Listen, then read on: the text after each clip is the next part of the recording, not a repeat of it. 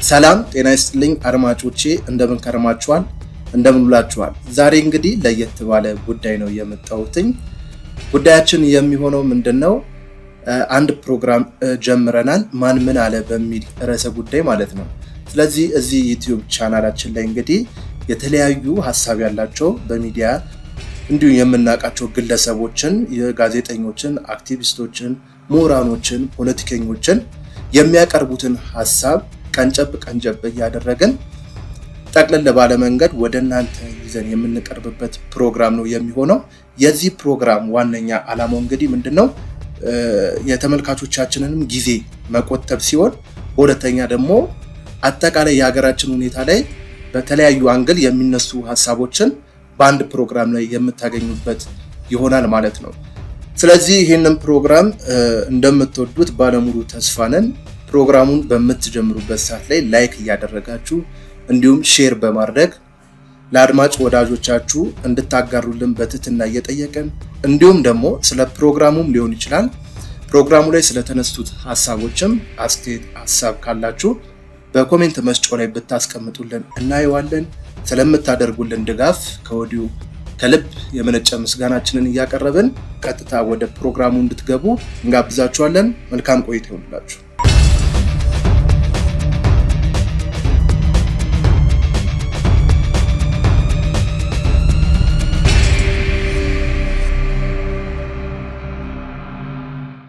እነዚህ ሰዎች ስኮፓቸው የአማራ ክልል ነው። ስንነግራችሁ የነበረው ይሄንን ነው። ስንጮህ የነበረው ይሄንን ነው። እባካችሁ አታማትሩ። የኢትዮጵያ ጉዳይ የኢትዮጵያውያን ነው። 4 ኪሎ ስንገባ በእኛ ተርም በእኛ ኮንዲሽን አትበሉ። የአማራ ክልል ስኮፓችሁ ነው። ሲሊንግም ዳውንም አፐር ባውንደሪውም ሎወር ባውንደሪውም የአማራ ክልል ነው። የፖለቲካ ስልጣን የአስተዳደር ስልጣን በማዕቀፍ ውስጥ ብንከተው ባውንደሪ ብናስቀምጥ የላይኛውም የታችኛውም ባውንደሪ የአማራ ክልል ነው።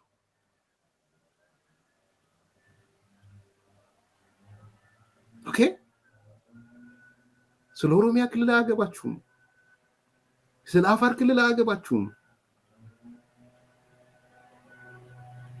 ስለ ሲዳማ ስለ ምናምን አያገባችሁም። የጋራ ጉዳይ ነው የሚሆነው። 4 ኪሎ ብቻችሁ የምትገቡበት ነገር የለም። ቢሆን እንኳን የምትገቡ እንኳን ቢሆን ተው፣ ግድ የለም። እንዲህ አይነት አስተሳሰብ ይቅርባችሁ።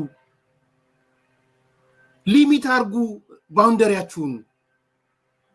አይ አባቶቻችን ዝፋን ሚኒሊክ ሁሌም ንጉስ ነው ሙኒሊክ ሁሌም አለ ምናምን ኧረ ተው። ይሄ አይነት ስብከት አያዋጣም። እነዚህ የሆነ የፖለቲካ እንትኖች አሉ። በቃ በዚህ ተርሚኖሎጂ አምጥቶ በመመጻደቅ ዛሬ ሚኒሊክ ንጉስ ነው ዛሬ ምናምን። ዛሬ ሚኒሊክ ንጉስ አይደለም ማለት አንዳንዴ ፋክቶቹ መጋፈጥ ያስፈልጋል። ሚኒሊክ ወደዋለሁ እኔ። የሀገር ግንባታ ላይ ምንም ጥፋቶችም አሉት ልማቶችም አሉት። ዛሬም ንጉስ ነኝ ብትለኝ ግን አንተ የሆነ የህልም ዓለም ውስጥ ነው ያለው ማለት ነው። በእንዲህ አይነት ኮንሴፕት የትም አትሄዱም።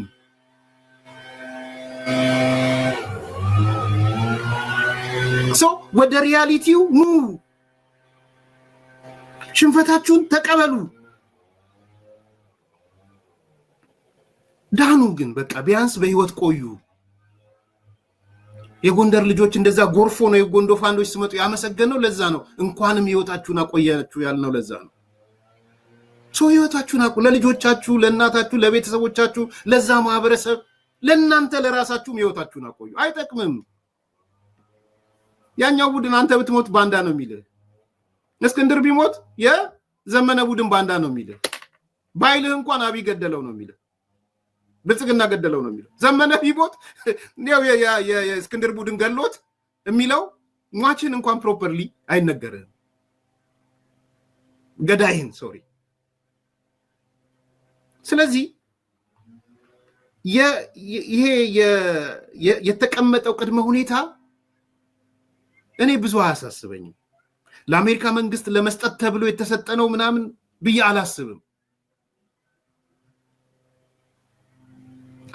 እንደዛ ተመታችኋል፣ ተሸንፋችኋል፣ አቅም አንሷችኋል፣ መቀጠል አትችሉም። ጦርነቱ አልቋል። ጦርነት የምንበለው አልቋል። እዛም ቦምብ ማፈንዳት ይቻል ይሆናል። መንግስት መለወጥ አትችሉም። የነዚህ ድምር ውጤት በግለሰብ ደረጃ ከመጥፋት መሰንበት ይሻላችኋል። ነገር ላይ በዚህ በአውሮፓ ህብረትና በአሜሪካዎች በኩል ከዚህ በፊት የነበሩት የጦርነት ሂደቶች ውስጥ የነበረ ግምገማ መረጃ እንሰማ ነበር። ስንሰማ አገዛዙ እልህኛና አጥፊ ነው። ስለዚህ አሁን የአሜሪካ ኤምባሲ በራስ ዜጎች ላይ የተፈጸመውን የድሮን ጥቃት አቁም ሲለው የበለጠ ወደ ጥፋትና ወደ ዜጎች ወደ መጨፍጨፍ ይገባል የሚል ግምገማ አስቀድሟላችሁ እና ሀገሪቱን አፈርሳታለሁ ብሎ ይፎክራል። አሁን እንዲህ ካረጋችሁ እንዲህ ያደርጋለሁ፣ አፈርሳታለሁ፣ አይናችሁ እያየ ነው ማፈርሳት ብሏቸዋል። በነገር ላይ ይሄ በግልጽ የተነገረ ነው። ስለዚህ አሁን ማሲንጋ ይህንን ቶን የቀየረው ከመንግስት የብልግና ባህሪ አንጻር በንጹሃን ዜጎች ላይ ተጨማሪ አደጋ በልህ ሊያመጣ ይችላል ብሎ አስቦና ኮሙኒኬሽን ለዘብ ብናረገው የሚጎፋ የሚደነግጥ የአውሬነት አይነት ልክ ከጫካ ወጥቶ የመጣ እንስሳን ቤት ውስጥ አድርገው ልብስ ሲያይ ወይም የአዲስ ከለር ሲያይ ወይም ደግሞ አዲስ ነገር ሲያይ ውሻም ሲያይ እንደሚጎፋው እንደዛ አይነት ስለሆነ ብልጽግና ያን ለማለዘብና ተጨማሪ የንጹሃን ጥቃት ለመቀነስ አልሞም ጭምር ይመስለኛል። እንደ ሁለተኛው ምክንያት የዲፕሎማሲ ቋንቋን ከማለዘብ በተጨማሪ ማለት ምክንያቱም ይህን ካለ በኋላ በቃ የስ ነው የሚለው። ከዚህ በፊት የድሮን ጥቃቶች ይቁሙ ሲባሉ እንዲያውም ከቻይናና ከሌሎች ቦታ ነው ያመጣው። የአረብ ኤምሬት ድሮኖችን በአሜሪካ በኩል በጫና ሲቆሙ ከኢራንና ከሌሎች ሀገራት አምጥቶ ነው የበለጠ ይሄው አላስቆሙንም ወደሚል መፈክር ይገባው ምናስታውሰው ስለሆነ በግልጽ ማለት ነው። የገዛ ነው እንጠቀምበት ምን አለ በቀንና በጨለማ ጭምር ጥቃት የሚያደርሱ ገዝተናል ማለት በትግራይ ጦርነት ጊዜ ከተለያዩ ሀገራት የተገዙ ድሮኖች ፍሪዝ እንዲደረጉ ተደርገዋል። የሚታወቅ ማለት ጦርነቱ በማለት ሶስተኛው ዙር ከመነሳቱ በፊት ያን ያደረጉት ግን በፖለቲካል ዲሲሽን ነው፣ በጫና ማለት ነው። ለምን የንጹሃን ጥቃት ለማስቀረት። ግን አገዛዙ ምንድን ነው ያደረገው? በተቃራኒ ተቋማትን በዱቤ አስይዞ ከቻይናና ከኢራን አምጥቶ የበለጠ ማውደም እንደሚችል ይሄው አሳየዋችሁ። ኮሜንት አመጣላችኋል። ጠቅላይ ሚኒስትሩ ራሱ ወጡ አደባባይ ይሄን ለማቀዝቀዝ የሚፈልጉ ይመስለኛል። እኔ እንግዲህ አሁንም የማሲንጋን ጉዳይ ፖዚቲቭሊ ስለማየው ወይም ደግሞ ጥሩ ነገር ላይ ስለዋሉ ብዬ ነው። ግን አሜሪካ ይሄን ታውቃለች። የሚሉትም እኮ ምን እናድርግ እኮ ነው የሚሉት።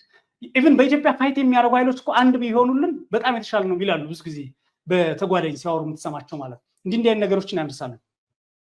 በአፋባ በኩል የወጣው መግለጫ ግልጽ እነዚህን ጉዳዮች ምሳሌ ማሲንጋ በትምህርት ቤቶች ተማሪዎች ትምህርት ቤት እየሄዱ አይደሉም፣ በርካታ የጤና ተቋማት ዝግ ናቸው፣ የመሰረተ ልማቶች ወድመዋል፣ ህፃናት ቤት ነው የሚውሉት፣ ብዙ ነገሮችን አንስቷል። በአፋባ መግለጫ ላይ ይህንን ሪኮግናይዝ ማድረጉን አፋባ ማሲንጋን ቴንኪው ይለዋል። ምንም እንኳን ይሄ በዋናነት የተፈጸመው በአገዛዙ ቢሆንም ብሎ ጠቅሶ ማለት ነው። በአገዛዙ ቢሆንም ይህንን መጥቀሱ እንግዲህ ጦርነቱ ምንድን ነው? ጦርነቱ በዋናነት የተዋጊዎች ነበር። ግን ብልጽግና በተፈጥሯዊ ባህሪው የተነሳ ማንኛውንም በጦርነቱ አካባቢ የሚገኙ ሰዎችን፣ እንስሳትን እንዲሁም በዛ አካባቢ በገጠመው ኃይል ውስጥ የሚገኙ የብሔሩ ተካፋይ አባላትን በሙሉ የመሰረተ ልማታቸውን፣ አገልግሎታቸውን፣ ውሃቸውን፣ ሱቃቸውን፣ ሸቀጣቸውን ያቋርጣል። አሁን አማራ ክልል ይሄ ነገር አልሆነም ብሎ ሊከራከር የሚችል ሰው ይኖራል። በጣም በርካታ ቦታዎች ይሄ ነገር ተቋርጧል። በጣም በርካታ ቦታዎች ዜጎች ላይ የምታወርደውን ድሮን አቁም የሚለውን ነገር ነው። እኛ አሁን ይህንን በሁለት መንገድ ነው ለማየት የፈለግኩት። አንደኛው መንገድ ድሮን የሚባል መሳሪያን እርስ በርስ ጦርነት ገዛ ዜጎች ላይ አትጠቀም የሚለው መልእክት ነው ያለው፣ ወይስ በሌላ በኩል ደግሞ ድሮንን ስትጠቀም ንጹሃኖች ላይ የምታደርገውን ጥቃት አቁም፣ ጥቃት አደርሳልና እንደዚህ አይነት ነገር አቁም የሚለው ነገር ነው ወይ? ስለዚህ አየህ በራስ ህዝብ ላይ ከሆነ መንግስትም እኮ ራሱ ህዝብ ላይ የጠቀምኩ ነው ድሮን የጠቀምኩ ነው ብሎ አይደለም እኮ የሚያምነው እኮ። አየህ አሁን ይሄ እንዲያውም የመጀመሪያው ቢሆን ምናልባት መንግስትን ለድርድርና ነገሮች ወደ ግፊት ሊያመጣ ይችላል ብዬ ገምቼ ነበር። ድሮን አትጠቀም ከሆነ ኦኬ፣ ድሮን አትጠቀም ማለት አሜሪካ ትችላለች ወይ? አፍጋኒስታን ላይ እሷ ምን ስታረግ ነበረ የሚለውን ነገር ነው።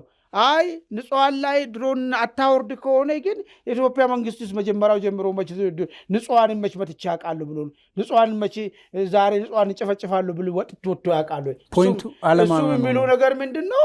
እኔ ታጣቃ በትጥቅ ትግል እንትን የሚሉትን ኃይሎች ላይ እርምጃ ወስዳለሁ እኮ ነው እንጂ እኮ ንጹሃንን ለመምታቱ እውቅና እኮ አይሰጥም ኢትዮጵያ መንግስት። ማንም መንግስት አያምንም በነገራችን። ስለዚህ ግን አሁን ሪያሊቲው ነው መሬት ላይ ተራቃል ነው የሚሆነው።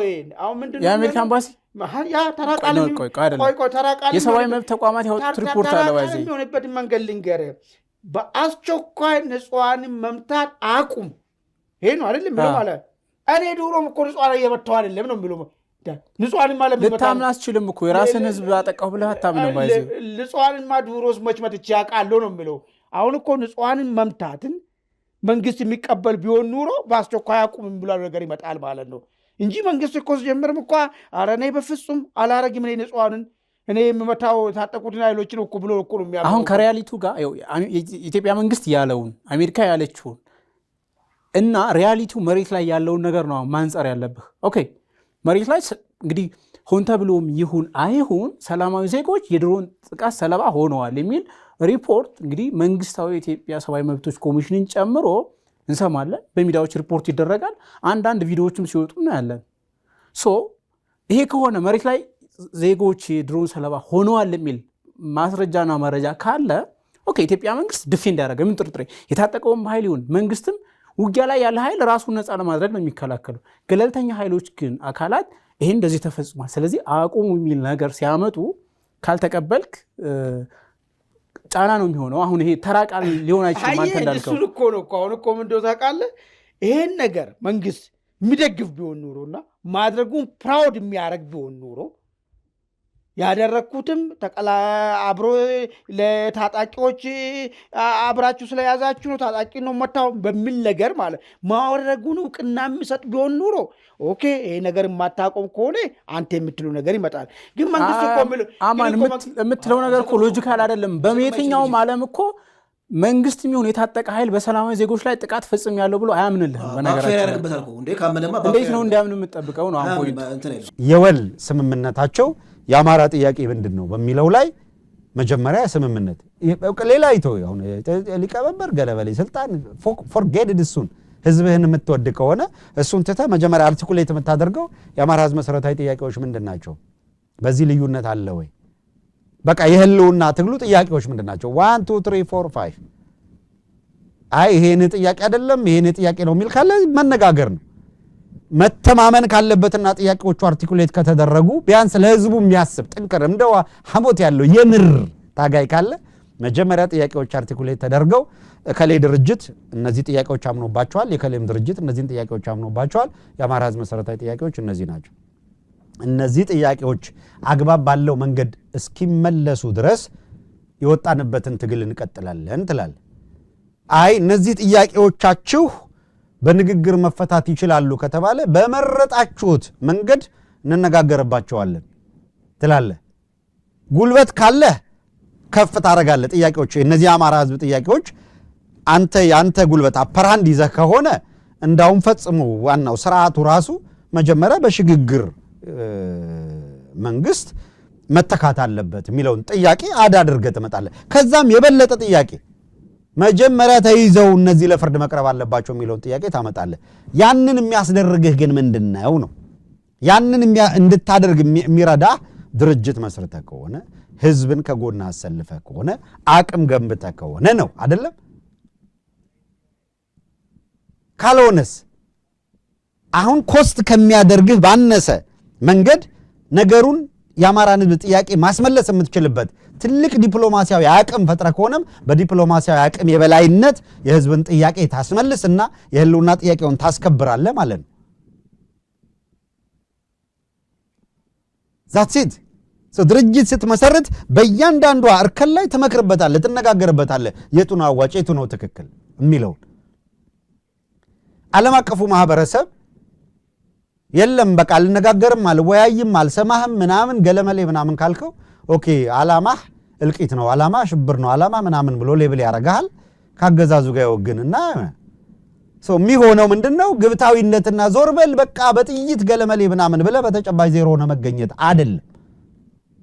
ለዓለም አቀፉ ማህበረሰብ ሁልጊዜም እንዳለ ክፍት የሰላም አማራጮች እንዳሉ ትነግራለህ፣ ታሳያለህ። ሁልጊዜም ሬዲ መሆንህን ትነግራለህ። ሁሌም ለዛ ዝግጁ ነህ። ምክንያቱም የጦርነት አምሮ ዘገር ነቅነቃህ አይደለማ ወደ ጫካ የወጣው፣ ተገደህ እኮ ነው። የአማራ ህዝብ እኮ ተገዶ ነው ወደ ጦርነት የገባው። ላለመጥፋት ነው፣ ላለመሞት ነው። ስለዚህ በሰላም ይፈታ ብሎ የሚመጣ ማንኛውም አካል አምባሳደር ማሲንጋ እንዳሉት በዛ ልክ እንዲመጣ ተነግረዋል ማለት ነው። መጀመሪያ ይህን ጨፍጫፊ ስርዓት የገዛ ህዝቡን ከመጨፍጨፍ አስቁም። የሰላም አማራጭ ማለት እየጨፈጨፈ በሚቀጥልበት ሁኔታ ውስጥ መቆም ማለት አይደለም። ስለዚህ አንተ ላይ ብቻ ሳይሆን ስርዓቱም ላይ ይመጣሉ ማለት ነው። አየህ፣ ለከፍ ይላል፣ ዲፕሎማሲ ያድጋል። ከዚያ ደግሞ ቀጥለ የፍትህ ጥያቄ ታነሳለህ። በሀገራችሁ ፍትህ እንዲሰፍን ትፈልጋላችሁ፣ ይጣራና እስካሁን በተፈጸመ ወንጀል ከኛም ከነሱም ተጠያቂነት ይምጣ የሚል ጥያቄ ደግሞ ታመጣለህ። ተጠያቂነት እንዳይመጣ ብለው መዝጋት አይችሉም። ጀስቲስ ሰርቭ እንዲደረግ ታረጋለህ ማለት ነው ለህዝብ። ከዛ ደግሞ የህዝብ የማንነት የምናምን ጥያቄ የተነሳበታል። እነዚህ ጥያቄዎቻችን እንዲከበሩ እንፈልጋለን።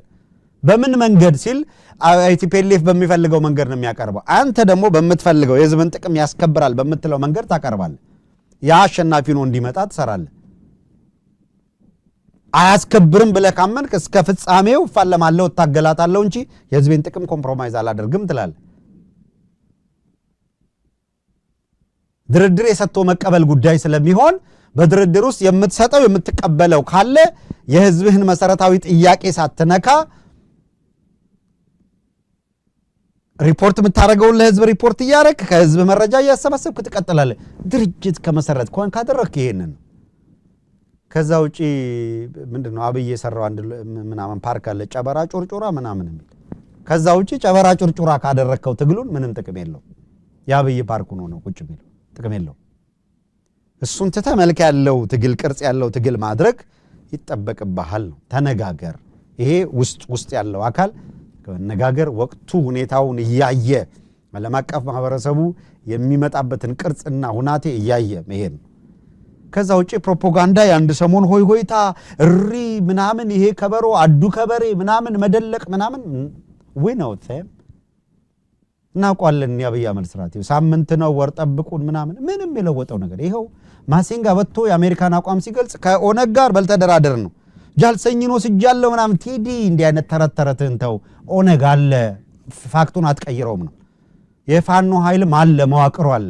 ሶ ኔጌቲቭ የሆነውን ነገር ቀነስ አድርገው ከየሚዲያው ላይ ለትግሉ አስባለሁ ምትል ለዚህ የወጣው ሌላው አካል ተው ይወራጭ ባይዘው የማንም እኮ ዱርዬ አፐራንድ ያገኘ መስሎት በትግል ላይ እኮ የሚንቦጫረቀው አቅም ስላነሰን አይደል። ታየ በዚህ ያለውና ትግል ውስጥ ሰፊው ጉልበት ሰፊው ኃይል የተቀናጀ የተናበበ ትግል የማያደርግበት ሁኔታ ተፈጠረ። በዚህ መዋቅር አደረጃጀት በሚል የተፈጠረ መበታተንን ልክ እንደ ቤስት ኦፖርቹኒቲ ወሰዱትና ምድረ ዝርክርክ ሁላ በቃ አክተር ሊሆንብን ሞከረ ማለት ነው። ትንሽ ብንሰክን ትንሽ መነጋገር ቢመጣ የት ጋር ቢያንስ በህዝብ ጥቅም ላይ ማትደራደር አካል ብታስብበትና ይሄዝም ብሎ ተራ ለአገዛዙ ማሊያ ልብሶ በአማራ ትግል ስም አሰማርቶት የሚጫወትና በጩኸትና በፍረጃ በምናምን ላይ የተሰማራውን ትተ በሰል ባለ ከፍ ባለው ደረጃ ያለው ለራስ ስትል ማለት ነው። ለትግሉ ለራስም ስትል ወደዛ ብትመጣ ያዋጣል የሚል ነገር ነው ያለኝ።